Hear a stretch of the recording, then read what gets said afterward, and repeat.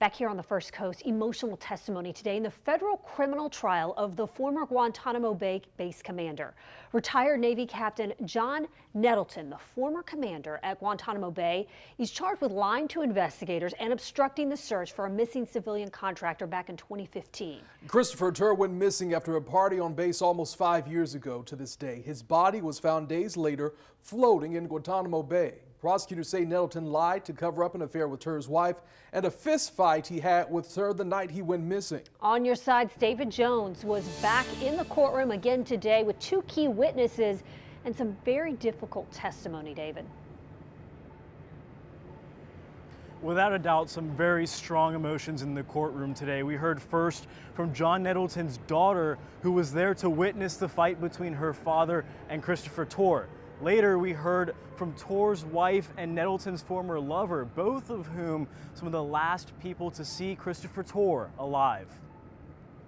John Nettleton and his daughter Julia exchanged smiles when she took the stand, but she wept as she described seeing her father face down on the ground with Chris Tur standing over him. Prosecutors used text messages the then 15-year-old exchanged with friends to establish a timeline of the night. Nettleton watched his daughter's testimony intently, with his fingers crossed over his mouth. Next on the stand was Laura Sabanash, formerly Laura Tur. She testified that Tur had a history of disappearing after fights and said she wasn't initially concerned when he went missing. She also testified that she and Nettleton mutually agreed not to tell anyone about their affair. Sabanash admitted she lied to NCIS investigators repeatedly and only acknowledged the affair when subpoenaed by a grand jury. The behavior between Nettleton and Laura Tur at an event at the Officers Club that evening was the catalyst for the confrontation at Nettleton's home.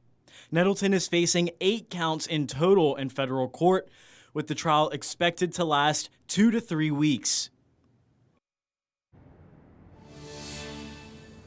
Today, we also heard from witness Eric Bouyer, who was in charge of the base's security service at the time the security service recovered Christopher Tur's body from the waters of Guantanamo Bay. He testified that after they found the body, they also found a bloody paper towel at Captain Nettleton's home that tested positive for Tur's DNA.